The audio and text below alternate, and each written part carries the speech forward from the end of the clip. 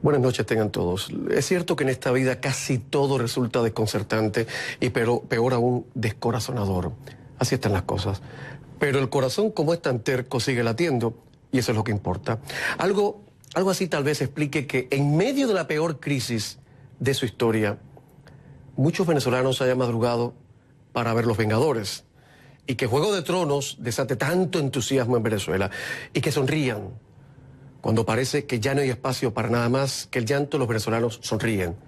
Esa es la vida. La gente quiere vivir, la gente tiene derecho a vivir y está dispuesta a hacerlo como sea.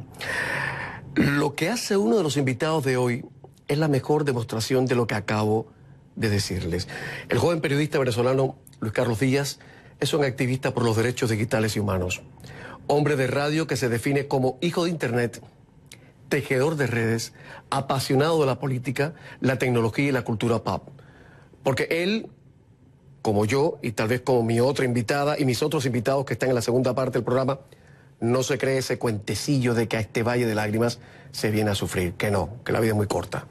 Luis Carlos Díaz fue noticia internacional muy a su pesar en marzo pasado. Fue detenido por el Servicio Bolivariano de Inteligencia, la muy tenebrosa policía política del régimen, cuando regresaba a su casa en bicicleta. Su casa fue allanada, fue robada. Él resultó acusado de instigación a delinquir y Diosdado Cabello, el número 2 del gobierno chavista, lo relacionó sin pruebas fehacientes con el peor apagón de la historia de Venezuela. El periodista fue liberado, pero, ojo, no es un hombre libre, ¿eh? Porque este chico está a merced de unas medidas cautelares que, por ejemplo, le imposibilitan salir del país y hablar de ciertos temas en este programa o cualquier otro. Y por eso he invitado a una colega y compatriota suya.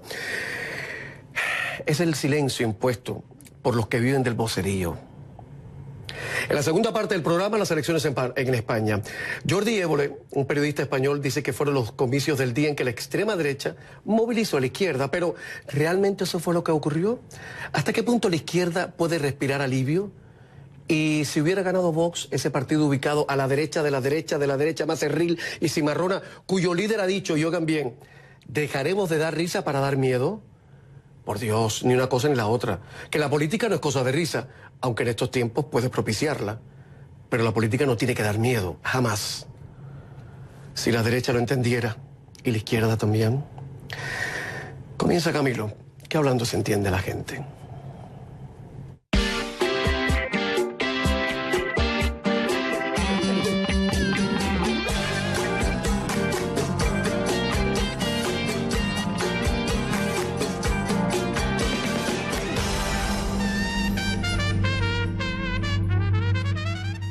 Todo lo que conoces va a cambiar. Soy Luis Carlos Díaz y me interesa contar esos cambios. Me dedico a 3 cosas. Me apasiona la política, me apasiona la tecnología y trato de mezclarlo todo con cultura pop. Porque en el fondo se trata de investigar, de divertirse, pero también de aprender constantemente los cambios que están ocurriendo. Durante muchos años he dado clases a un montón de gente sobre cómo utilizar herramientas digitales y es algo que me apasiona. Pero también es momento de contar mis propias historias. Para hacerlo, estoy apostando a distintas plataformas digitales para estar donde las audiencias hoy consumen contenido. Todas esas audiencias construyen una comunidad y esa comunidad es a la que quiero hablarle todos los días. Mi compromiso es generar contenido de calidad con perspectiva crítica y desde la cotidianidad. Eso significa que vamos a utilizar la actualidad para explicar cosas complejas de manera muy sencilla. A mí me divierte y si tú te unes y te diviertes también, la vamos a pasar muy bien. Pues vamos a empezar a divertirnos. Luis Carlos Díaz, ¿cómo estás tú en Caracas? Buenas noches, bienvenido. Muy buenas noches, también con un abrazo enorme, increíble. Además, quien grabó ese video, que fui yo mismo hace ya casi 3 meses, es una persona muy distinta a la que se sienta frente a ti. Un abrazo para ti, querido. Oye, como el régimen de Maduro no le permite a Luis Carlos Díaz declarar sobre su caso mientras dure el proceso, Luis Carlos no podrá hablar del modo en que fue detenido o secuestrado en plena calle, ni cómo le han amenazado con matarlo, ni cómo fue allanada su casa, ni cómo los del SEBIN se llevaron ciertas cosas como dinero cash de las que no habría quedado constancia oficial. Le amenazaron incluso con llevar un cadáver a su casa.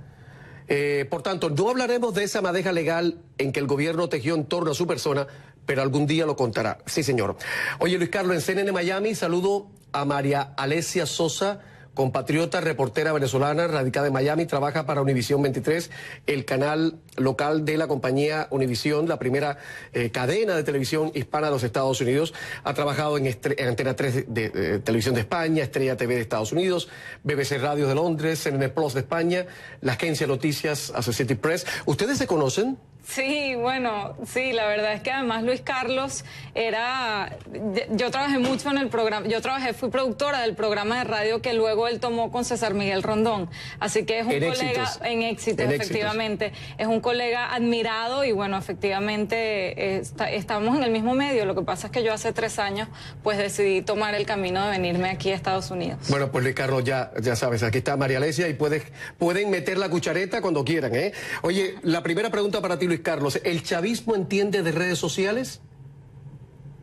Sí, las entiende de un modo muy militar, muy vertical, muy de imponer líneas y de ocupar espacio. Por ejemplo, dedican presupuesto y sobre todo dinero público todos los días a tratar de ser tendencia como si eso fuese importante. Y lo que genera es ruido, no genera conversaciones, también hemos descubierto que paga, por ejemplo, a incluso ciberactivistas de Turquía o un truco para fabricar tendencias artificialmente.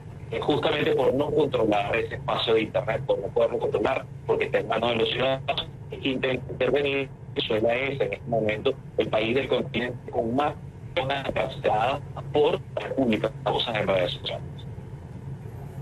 Oye, yo estoy escuchando a Luis Carlos muy mal. Sí, a ver, voy a hablar con María Alesia a ver si pues, se puede conectar por un teléfono celular o algo, porque lo escucho muy mal.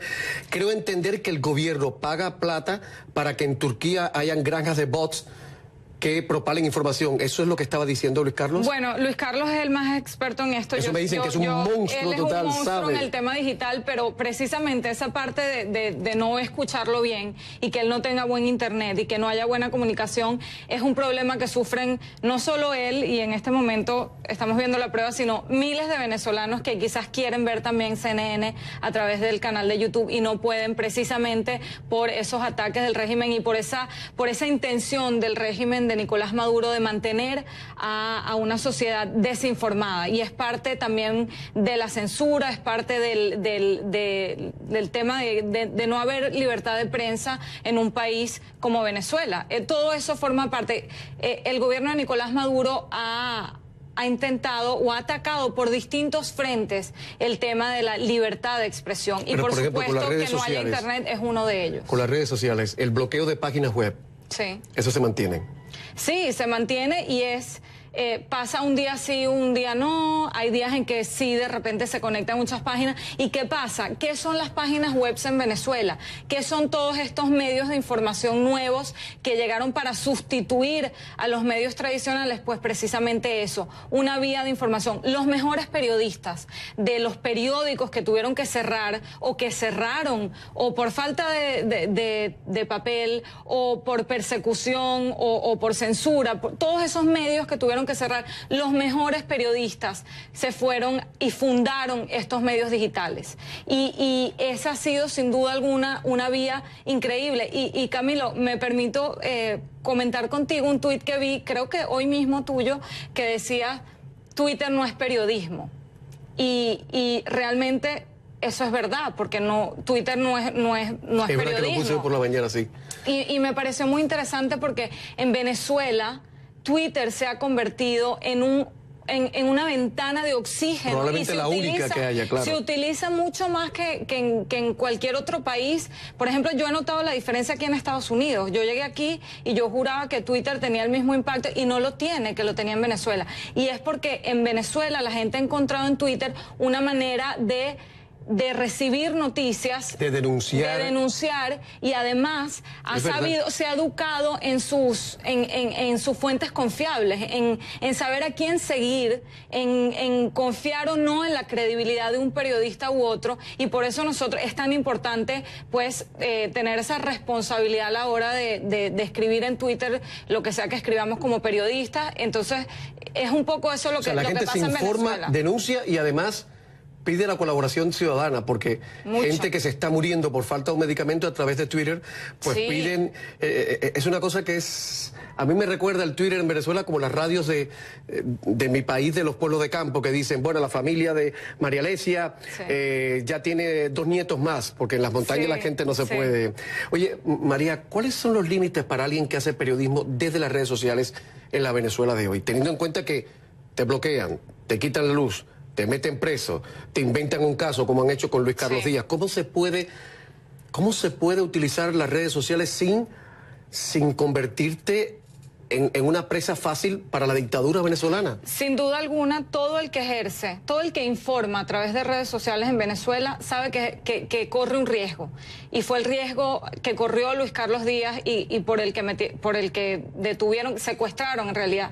Eso ni siquiera fue una detención. Sí, porque no había ni orden de detención, ¿no? O sea, realmente fue un secuestro. Y como ha ocurrido también con otros periodistas y otros tuiteros a quienes han metido presos sin ningún tipo de pruebas por el simple hecho de tuitear en Venezuela. Entonces, todo el que informa a través de cualquiera de estas plataformas corre un riesgo y lo sabe. Recuperamos a Luis Carlos. Luis Carlos, por favor, cuéntanos cómo en tu pueblo natal, sin haber cine ni librerías, tú te sentías parte de la sociedad global. Cuéntame esa historia, por favor. Camilo, a mí esa historia me encanta porque demuestra que Venezuela ni es Corea del Norte ni es Cuba.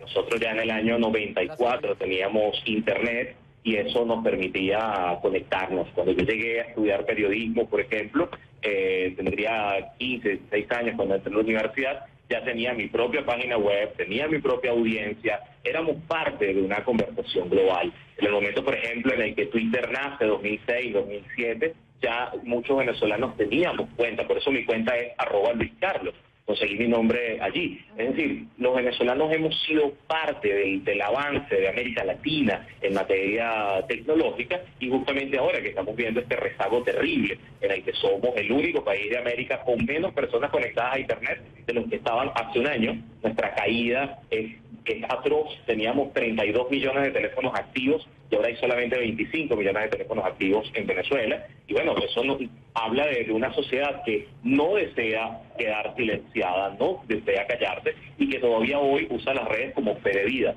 En esta discusión de si Twitter es o no periodismo, pues en realidad es solamente una plataforma y lo que hacemos en ella es encontrarnos. Los que hacen actividad periodística pueden hacer muy visible su trabajo, pueden incidir en la agenda pública, pueden construir comunidades y eso es lo que nos fortalece. En mi caso fue fundamental todo el tejido de redes alrededor, la gente a la que le di clases dentro y fuera de Venezuela, porque por fortuna antes podía salir y he dado clases en más de 20 países justamente de estas materias.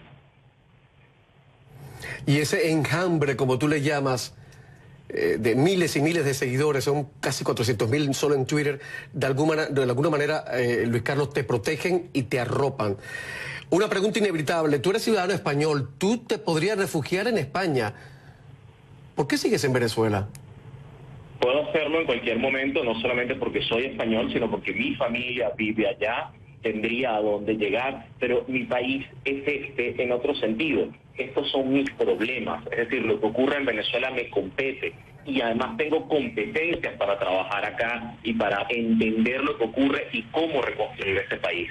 Yo tengo el reto enorme de que Venezuela vuelva a ser una sociedad democrática, tengo el reto enorme de seguir siendo oposición en un gobierno, ante un gobierno democrático, y ese es el reto que me presenta Venezuela. España se me presenta como un país bastante predecible, en ocasiones bastante aburrido, ya lo verán en la segunda parte del programa, y donde no tendría tanta pasión por trabajar. Yo creo que contra esa actitud no puede nadie ni nada. Contaba yo a los televidentes que en los últimos viajes por América Latina, la gente más entusiasta que me saluda en la calle son los venezolanos jóvenes. Están hechos a pruebas de bala. A prueba de bala. O sea, son gente que no se deja quitar la esperanza, Dios del cielo. Y eso realmente es maravilloso. Por cierto, María Alesia, si Luis Carlos viviera en Cuba, si hubiera vivido en la Cuba de los años 80, lo hubieran ninguneado mucho y lo hubieran criticado por ser un periodista muy frívolo. Porque una persona que tiene tan claro como Luis Carlos Díaz lo que se puede hacer con la tecnología, con la honestidad, con el rigor periodístico y con la cultura pop, En la Cuba de los 80 al menos lo trucidaban. Luis Carlos, sé que tú vives Juego de Tronos, por ejemplo, sí, como un asunto de máxima seguridad nacional como mi hijo. Y a mí me parece formidable que eso pase en esa Venezuela de hoy, que la gente diga, yo quiero seguir viviendo, yo quiero seguir sonriendo. ¿Algún colega muy estirado, ridículamente ortodoxo, te ha criticado por ese compromiso tuyo con la cultura popular? No, mira, y te cuento, yo creé el año pasado una cosa que se llama la Cátedra del Pop. Y en la Cátedra del Pop lo que hacemos es analizar estas obras y sacar de ahí cosas que nos sirven para la cotidianidad venezolana. A mí me sirve hablar de totalitarismo a partir de Harry Potter, y yo con eso lleno salas de cine y salas de teatro de una audiencia que jamás vendría a un foro sobre totalitarismo.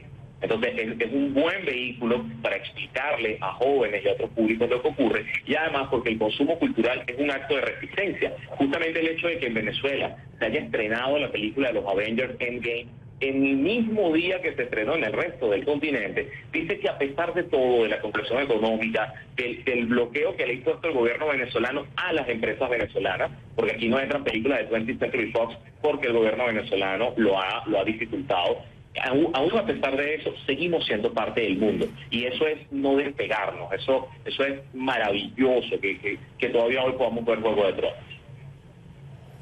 Cuando dejen de ser parte del mundo va a ser lo difícil, María. Sí, y también creo que es importante recalcar que aún en las peores, por todo lo que está diciendo Luis Carlos, pero aún en las peores circunstancias, en las circunstancias de mayor autoritarismo, en un país donde las libertades, todas las libertades están atacadas y el derecho a la libertad de expresión sobre todo, es posible hacer periodismo. Y también la muestra de eso no es solo el trabajo que hace Luis Carlos, sino por ejemplo el premio que se acaba de ganar el Ortega y Gasset, que recibe el Pitazo, que es un medio recién nacido digital por un trabajo del hambre en Venezuela. Entonces suena contradictorio, porque es como que a uno le dicen en Venezuela no se puede hacer periodismo, y yo a todo el mundo le digo, pues es todo lo contrario. O sea, mis colegas que siguen allá y que están haciendo un trabajo increíble, tienen esa oportunidad gigantesca con el mayor de los retos de hacer un periodismo aún mejor,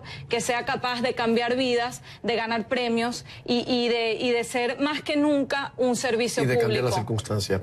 Voy a poner publicidad, pero antes contarles que Reporteros Sin Frontera ha dicho que la libertad de prensa en Venezuela, los ataques contra la libertad de prensa en Venezuela se agravaron aún más en lo que va de 2017, aún más.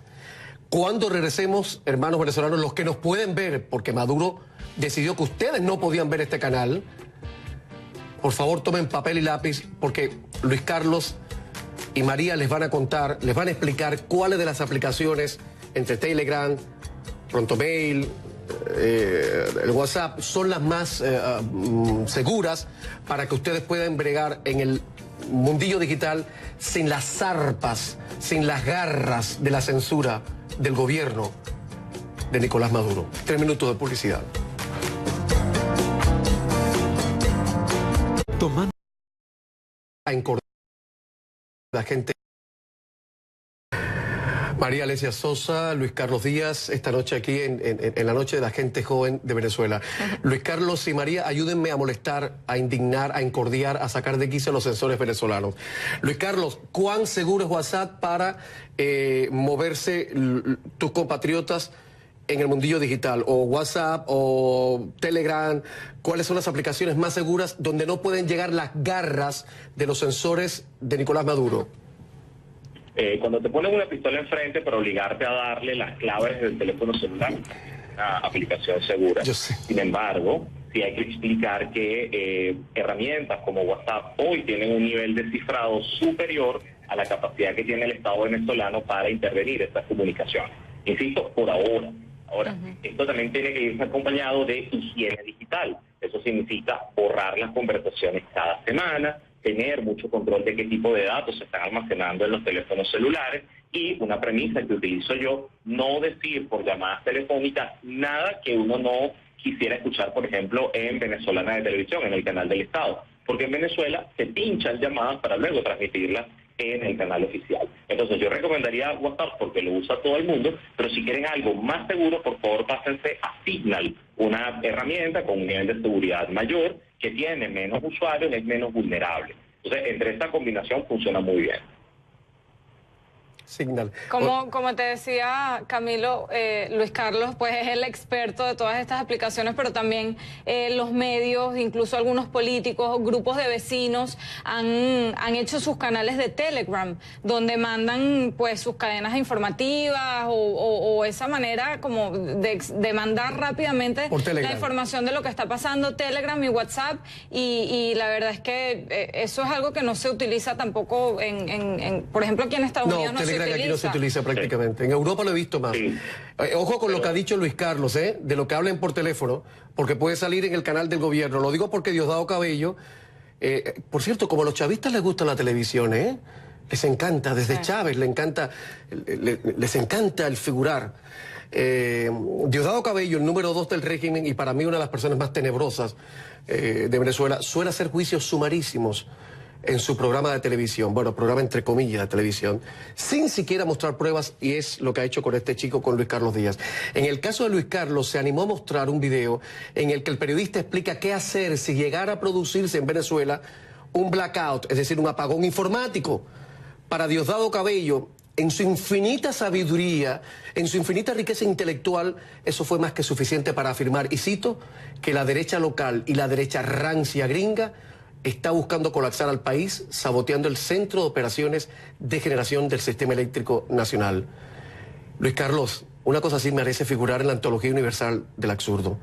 Parece mentira que esto esté pasando en el país de Andrés Bello. Sé que no puedes hablar de eso, lo sé. Pero parece mentira que eso pase en la patria de Andrés Bello. Sí puedo apuntar un tema, Camilo, y es que los cortes de Internet en Venezuela ocurren desde hace años.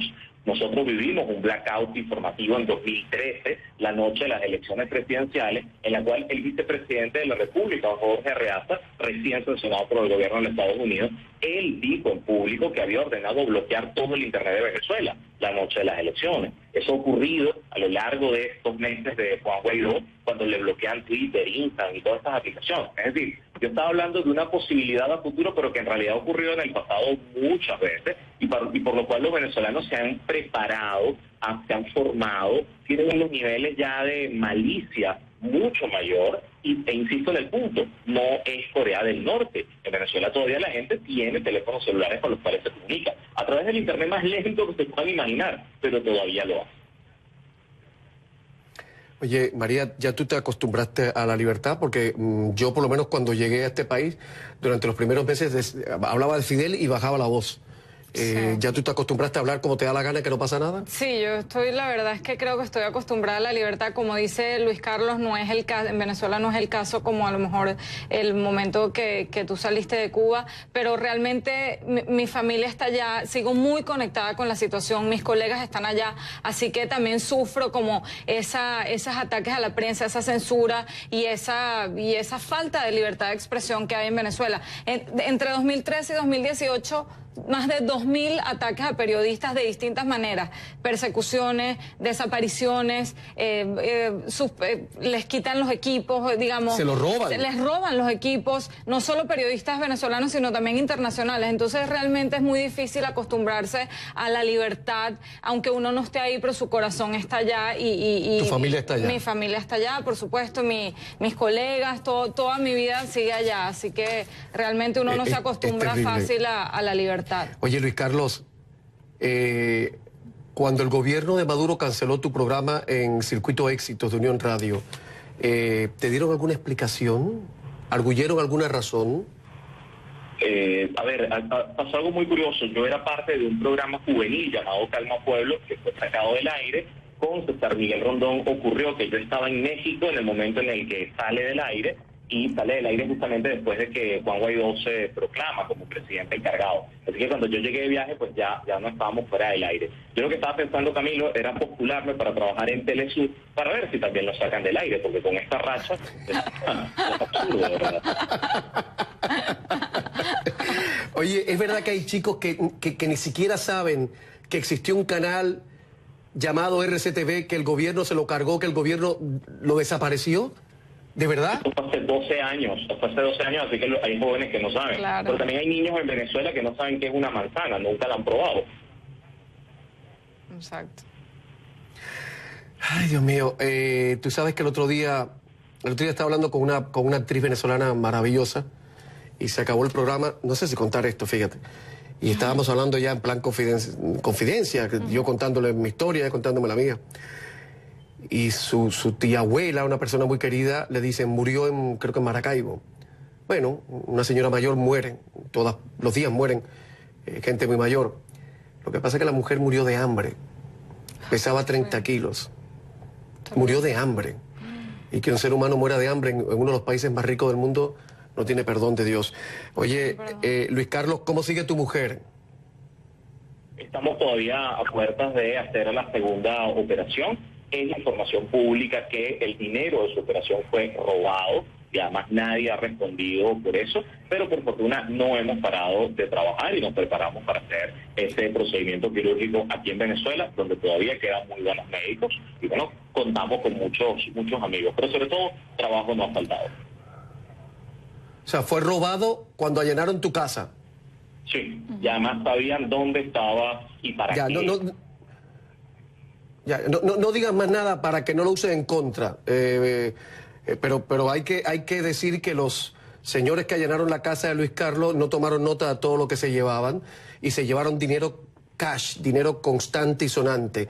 Los mismos que se roban los equipos a los periodistas, los mismos que se roban, que le roban a los opositores y que roban en nombre de la revolución y de Dios. En fin, oye Luis Carlos, se quedan muchas cosas. A mí me hubiera gustado hablar contigo, que hubieras explicado cosas como que Chávez llegó apadrinado por los medios más poderosos del país, cosa que tú has dicho. Me hubiera gustado que María y tú me hubieran ayudado a entender si los venezolanos de hoy, los del exilio y los que están en el país, ya tienen claro que gracias a la antipolítica llegó un señor como Chávez y un sujeto que es un analfabeto funcional como Maduro al poder. Porque si eso no lo tienen claro, entonces todos estamos fritos. Y se va a volver a repetir la historia. Permíteme para cerrar, me imagino que se acaba el tiempo, que yo creo que nuestra generación, después de lo que hemos pasado, si vemos un futuro pronto diferente para Venezuela, tenemos algo muy claro y es que el valor que le damos a la democracia es algo que no vamos a tomar que nunca vamos a volver a dar por sentado. Yo creo que esa es la lección y la repito siempre. Para mí el valor de un voto, el valor de la democracia es gigantesco y es mucho mayor, por ejemplo, al valor que quizás le daban la generación de mis papás. Y yo creo que ese pensamiento y la lucha de la que hablabas tú, de esa alegría de los venezolanos y esa lucha de no cansarse, y la lucha como por ejemplo la de Luis Carlos, de quedarse en el país a pesar de las condiciones terribles en las que, por lo que ha pasado y lo que le han hecho, seguir eso, todo eso va a construir a la nueva Venezuela. Luis Carlos, te regalo 30 segundos. Camilo, muchísimas gracias por seguir mi caso. Mis abogados recomiendan alta visibilidad hasta lograr mi libertad plena. Esperemos que se logre prontamente. Y también la gente puede seguirme a través de mis redes sociales porque no hemos dejado de informar. Mi esposa y yo seguimos trabajando. Dale a tu esposo un abrazo de mi parte. Y muchas cosas buenas, querido. Muchas cosas buenas. Y estoy segurísimo que algún día nos vas a contar todo lo que hoy no puedes contar. Porque la maldad no es eterna. Gracias. Gracias, Mario. Gracias a ti, encantada de estar aquí. Publicidad y estamos de vuelta enseguida.